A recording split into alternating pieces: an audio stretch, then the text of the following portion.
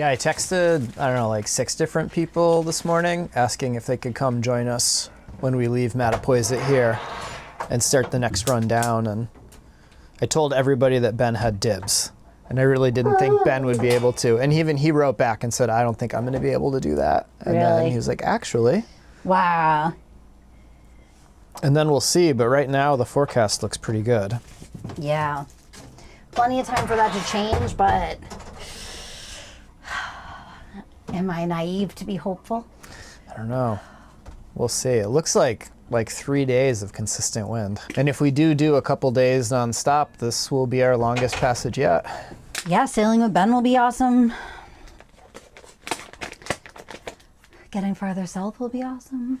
If we can get down to Delaware, get Ben dropped off, get to North Carolina. Yep. Hopefully get hauled. We got to get hauled. Get hauled and painted down there.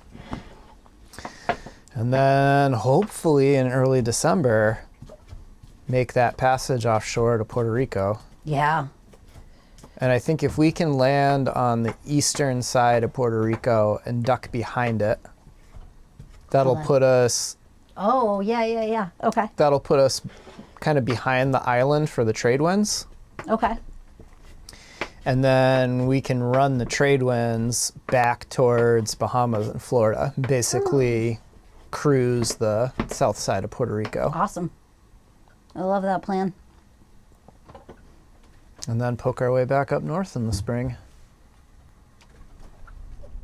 I couldn't wait to join Steve and Robin for the push south, but that meant we all had a ton of work to do first. Steve started on deck with some more safety lines or jack lines on the booms. Being back here on the stern of the boat, zipping up, unzipping the stack packs, tucking reefs in. When it's not too bad like this, it's not too bad.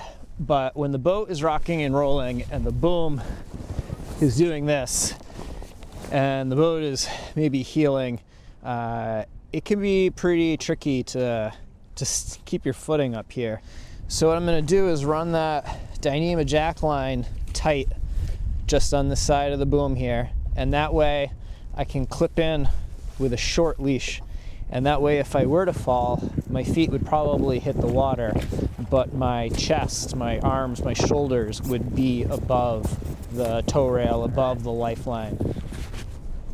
I will keep an eye on where these Dyneema loops are and where I have this laced, and if it seems like these lines are starting to chafe, I can tuck a low friction ring into the Dyneema loop and run it through the low friction ring. But I don't really want the added bulk in here. We are leaving here in 6 days, if the weather lets us. That's the goal. And I got a lot of work to do between now and then. Some is below, which is fine, no biggie there. But man, the stuff on deck and the stuff I have to do up in the rig before we leave, I am not looking forward to, and we're just not seeming like we're gonna get a break. So I think I'm gonna have to go suit up and just go get really cold and blasted by the wind and thrown around at the top of the mast for a while, because I don't think Mother Nature's gonna give us a chance. Really, really looking forward to getting to a little less wind and a little more warm. I mean, even just more warm. If it was 75 and this windy, it would feel very, very different than 40 and this windy. This video is sponsored by Bluetti, and the Elite 200 V2 is their new unit. And we've got one right here that we've been testing out. So obviously we live here on Arabella, and we've got a pretty big house bank for the boat, and we've got solar, but having a battery such as this has been pretty handy for a number of reasons. Having portable power that we can bring up into the cockpit and sit outside here and work on the laptop. So I'm uploading footage to Ben for the videos, or Robin's doing things for her business. It's really handy. We can also take this to shore, because sometimes the boat's rocking and rolling and it's really nice to head in and go sit at a park bench on a beautiful but windy day at a rolly anchorage. And having this portable power in this durable case that we can throw into the tender and take onto shore and work for numerous hours is really helpful. All charged up and back to the boat. Bluetti is a technology pioneer in clean energy, and is committed to green energy storage solutions for both indoor and outdoor use. Ours is mostly outdoors. Getting the truck ready for storage meant consolidating some of the climbing gear inside. There's a thriving sport climbing community in PR that they're excited to check out if they can make it there.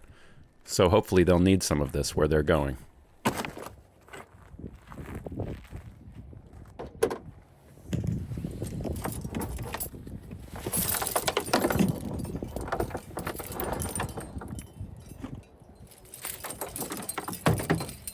At a rigging loft in nearby Fairhaven, Steve was on the hunt for a particular size of fitting, which he found. After a quick tour of the shop, it was back to Ed's boatyard in Mattapoisett to make sure it'll work with the jib pole that Steve found there. And Akiva says thanks to rigging only for the new leash.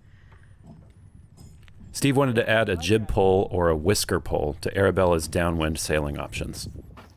It'll lock the sail into place when the wind is coming directly from behind, and keeps the helmsman from having to constantly jibe when the wind shifts. So Arabella will be able to travel dead downwind with no problem at all. All right, now I need rivets. 13/64. No, that's too big. 3/16. We won't sail with it this episode, but hopefully we'll get to see it in use soon.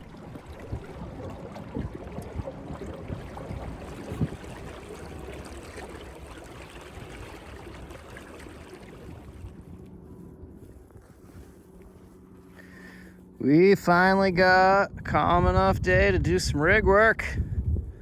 Woohoo! I go up and check everything on the main next. But right now I'm up here on the mizzen.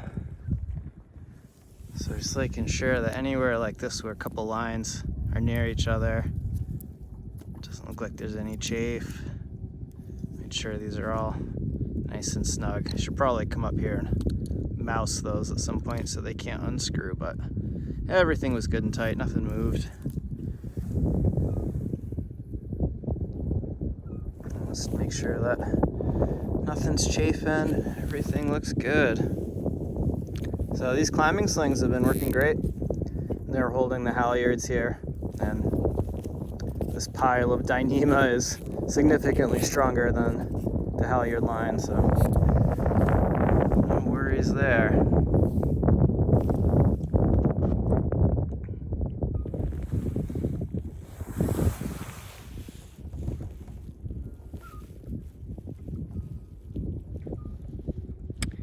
So up here, checking the main. Everything seems good.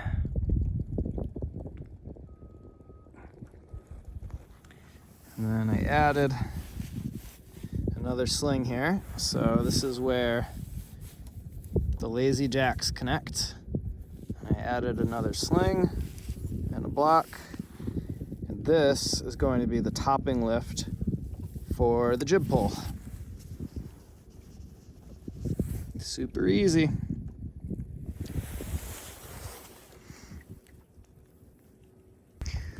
Man, the water looks so green. Can't wait to go where it's super clear.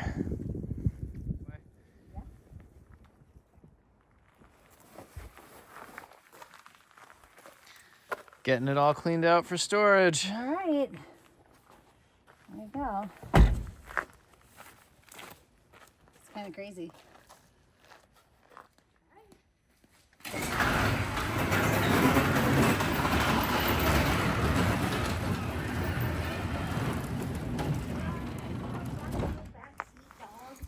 Are you the best backseat dog that there ever was? I think you are. I think you are, buddy. You ready? He's so cute. Later that night, I drove down from Amesbury after closing up the movie theater and woke up on Arabella first thing the next morning and settled in behind the camera as Steve made ready for departure. It's very pretty out this morning. Yeah, it's gorgeous. I know we've been working south for a few weeks now, but this actually feels like Well, we're leaving. Yeah. I mean, the truck's in the garage in Western Mass in storage, and it's Yeah. off the road, and We're fully committed to the boat. we're fully committed. We have everything we need for the haul out. Yeah. We've got our mountain bikes, got some climbing gear, and we are headed south. And not 100% sure where we're going to end up, and not 100% sure when we're going to be back. Yeah. It's pretty surreal to be setting off from Mattapoisett for this. I mean, we were tied up on that dock over there. I guess I should get this life raft out of the lazarette, check the oil, fire the engines up, and get out of Dodge. All right. Sun's up enough for us to see Lobster pots. lobster pots and mooring balls. Yeah. So we can motor out of here and go see what this ocean and world have in store for us. Yeah. Should be a good day out there. Our earlier, more optimistic plan had been to make it all the way to Delaware or Virginia, but the weather and a couple of low-pressure systems had different ideas. We had settled a few days earlier on making our way toward New York City and staying close to shore, going into Long Island Sound with many more places to stop and hide from the nasty conditions we had seen developing in the forecast.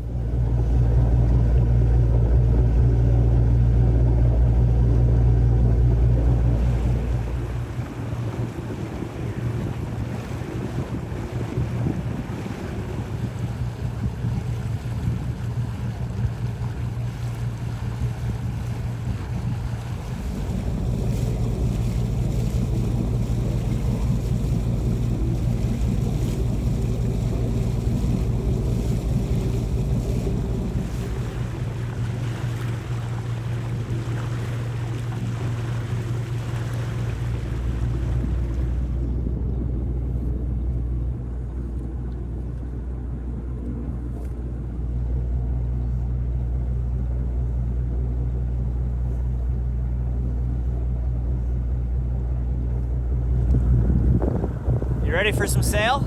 Let's go.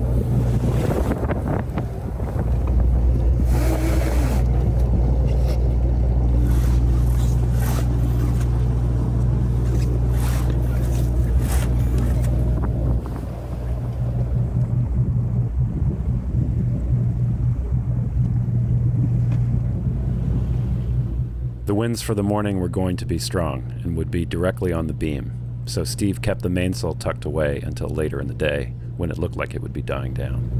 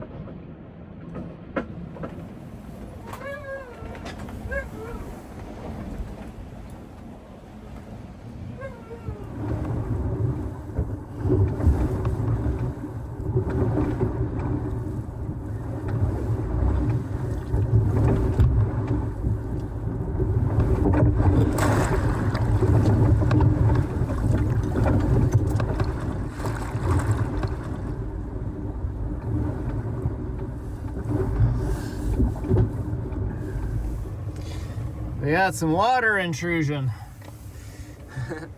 Robin and I've got a damp bunk.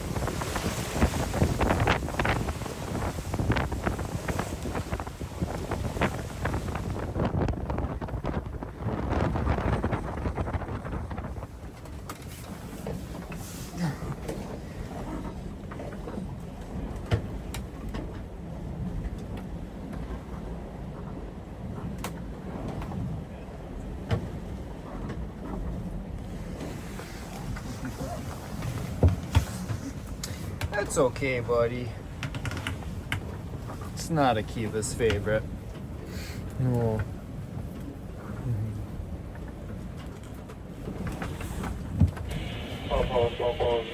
Hello, station. Hello, station. This is United States Coast Guard, Texas, Southeastern New England. At time, 9:18 local, 14:18 Greenwich Mean Time. The Coast Guard received report of a 20-foot right center console aground on the breakwater at position 41-32.09 north, 71-19.25 west, in vicinity Stillwater Basin. Mariners are requested to keep a sharp lookout, assist if possible, and report all sightings to the Coast Guard break. This is United States Coast Guard Sector Southeastern New England. Out.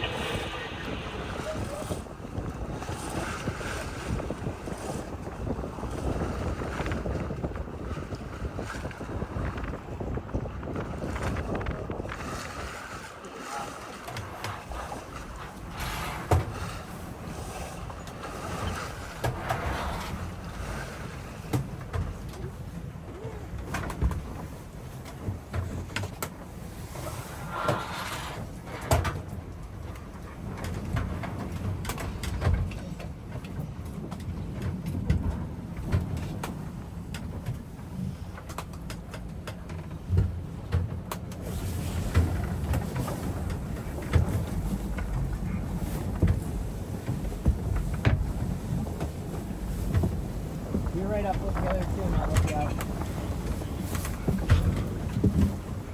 By midday, the conditions had changed dramatically. And as the wind weakened and the seas calmed, Steve went forward to raise the main in hopes that it would pick up again. Although it was looking like the engine would be coming on soon if we wanted to make any miles the rest of the day.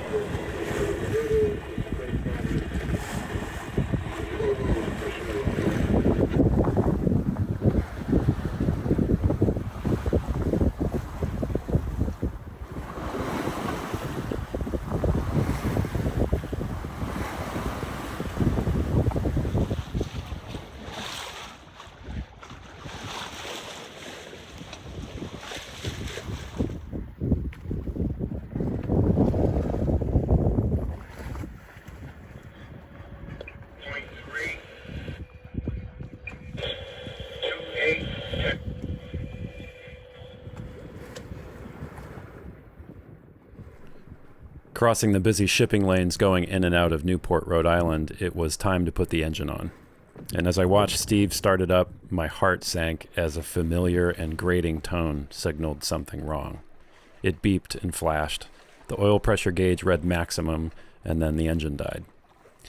It sort of started again, and then stopped, and after a while the buttons did nothing, and Steve was unable to get it started again. And for the second time when I had come aboard to sail on Arabella, we would be calling for a tow.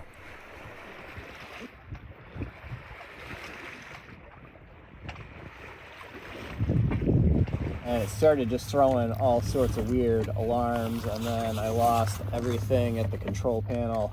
So I'm assuming that something in there is all corroded and it's really not happy, but I can't seem to get the engine to go, and if it does go, it's throwing me all sorts of weird alarms. Between Block Island and Newport, a bit closer to Martha's Vineyard, if you were to draw a line from Block Island to Newport and pull it towards Martha's Vineyard a little bit, you would find us. We're out by where they're laying the cables.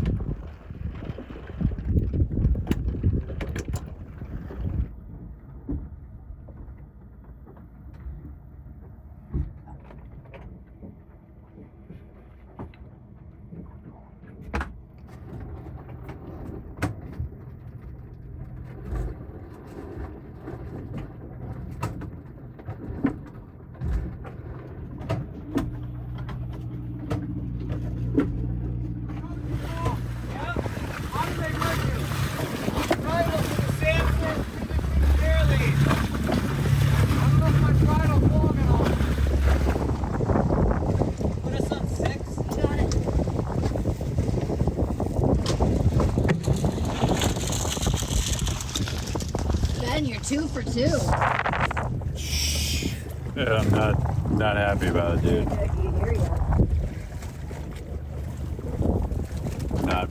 Not feeling good about my role in all of this. Is there anything that I can do for you? For me, no, I'm great. I'm just staying out of the way here. The weather over the next couple days was looking really bad.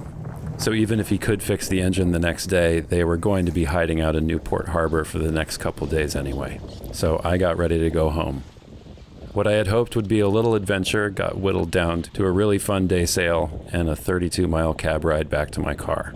I was back in Amesbury less than 24 hours after I left.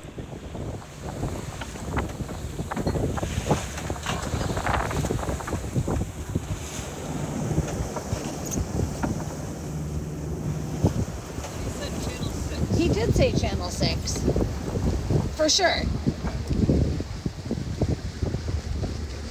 He's not answering on Channel 6? I don't know. I mean, we'll see. They said to take mooring number 2, so it's not a problem that we need to solve until we're like pulling in there, and I can yell at him and tell him what mooring to grab. Yeah. So the yard doesn't have anyone that works on Nani's. Okay. So he's like, I don't know, man. So I texted Brooke. We will see. Hello? Hello? Hello? Like, you know, we're not really on any timeline. We'll get where we're going when we get there, and, you know, we'll either decide to just keep going down and just, you know, maybe forego Puerto Rico and just go down to the Bahamas or whatever, or, you know, who knows. But we have, like, there's so much time. There's so much time.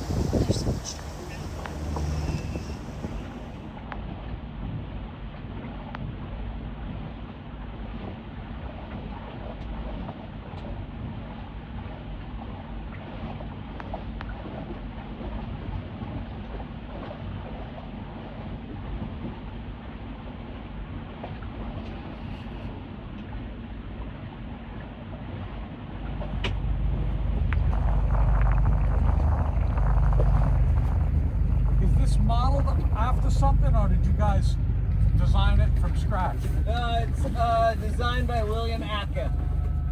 He was a naval architect in Darien, Connecticut in the 30s to 50s.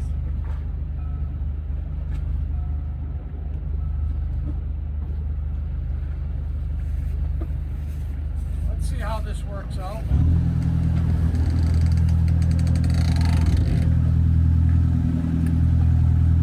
Is that okay up there? Yep. All right.